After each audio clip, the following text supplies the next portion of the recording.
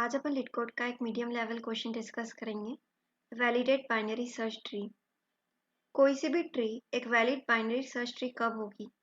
जब उसके लेफ्ट में जो वैल्यूज होगी वो उससे लेस होगी और राइट में जो वैल्यूज होगी वो ग्रेटर होगी।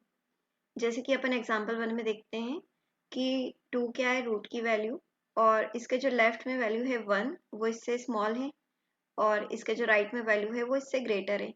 तो ये एक वैलिडेट बाइनरी सर्च ट्री है। तो यहाँ पे अपन रिटर्न कर देंगे ट्रू। ऐसे ही अपन एग्जाम्पल 2 को देखते हैं। तो एग्जाम्पल 2 में क्या हो रहा है कि लेफ्ट में तो 5 से लेस है पर और राइट में भी लेस है, तो ये एक वैलिडेट बाइनरी सर्च ट्री नहीं होगी। तो यहाँ पे रिटर्न हो जाएगा फॉल्स। तो ऐसे ही अपन एक और एग्जाम्पल को देखते हैं। अब अपन देखेंगे कि 2 के लेफ्ट में भी स्मॉलर वैल्यू है और 2 के राइट में भी ग्रेटर वैल्यू है। ऐसे ही 2 के राइट में तो ग्रेटर वैल्यू है पर 2 से ये वैल्यू क्या है, बड़ी है। और बाइनरी सर्च ट्री के लिए क्या कॉन्सेप्ट था कि 2 के लेफ्ट में जो जो वैल्यूज है वो क्या होनी चाहिए, 2 से लेस होनी चाहिए। पर यहाँ पे ये वैलिड नहीं हो पाया, यहाँ पे 2 से ग्रेटर वैल्यू मिली अपन को 6। तो ये एक वैलिड बाइनरी सर्च ट्री नहीं है। ठीक है, तो अब अपन ये कैसे पता लगाएंगे?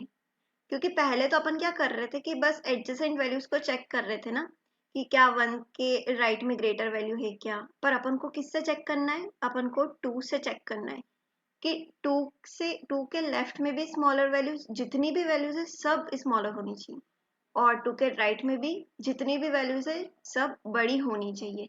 जैसे कि यहाँ पे भी 1 जो है ना वो 2 से स्मॉल हो गया है, तो ये भी वायलेट कर रहा है अपनी कंडीशन को।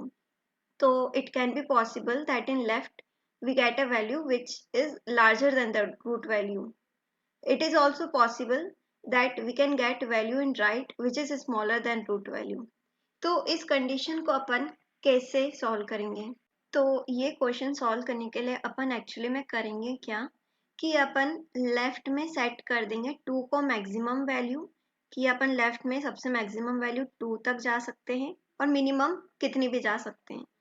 तो अपन एक्चुअली में लेफ्ट में कॉल क्या करेंगे, रूट का लेफ्ट, और लेफ्ट को मैंने असाइन कर रखा है यहाँ पे सबसे मिनिमम वैल्यू के हिसाब से, और रूट की वैल्यू क्या है मेरी, मैक्सिमम मैंने कंसिडर कर रखी है कि मुझे यहाँ पे 2 से ग्रेटर वैल्यू नहीं मिलनी चाहिए।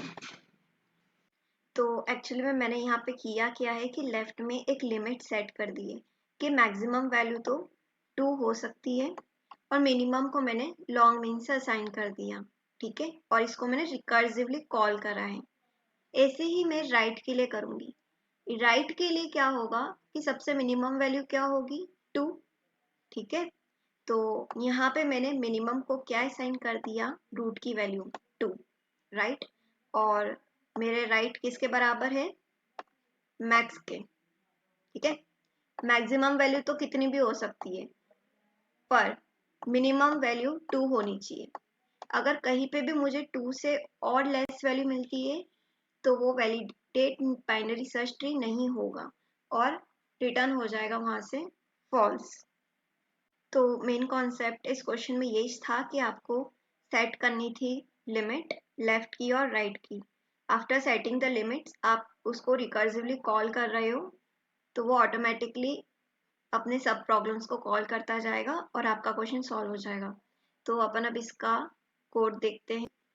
तो सबसे पहले हर बाइनरी ट्री का एक ही कॉन्सेप्ट होता है कि आप रूट को चेक करो। अगर रूट नल है तो रिटर्न कर दो ट्रू को। अगर ऐसा नहीं होता है तो आप अपने फंक्शन को कॉल करो जिसमें आप पास करो रूट को, लॉन्ग मिन को और लॉन्ग मैक्स को। Again check that if root is null return true. यहाँ पे ये अपनी बाइनरी सर्च ट्री की कंडीशन लग रही है कि रूट की वैल्यू लेफ्ट से बड़ी होनी चाहिए और रूट की वैल्यू लेस देन राइट होनी चाहिए। अगर ये दोनों कंडीशन ट्रू होती है तो फिर रिकर्सिवली चेक करो कि क्या लेफ्ट मतलब मिनिमम वैल्यू है ना, लेफ्ट को अपन ने किससे असाइन करा था, लॉन्ग मिन से, और मैक्सिमम वैल्यू को किससे असाइन करा था अपन ने, रूट की वैल्यू से। अगर इसके लिए भी ये कंडीशन ट्रू हो रही है और इसके लिए जो राइट है उसके लिए भी कंडीशन ट्रू हो रही है, जिसमें मैं मेरी मिनिमम वैल्यू को रूट की वैल्यू के बराबर कर रही हूँ और मैक्सिमम वैल्यू को राइट के बराबर कर रही हूँ।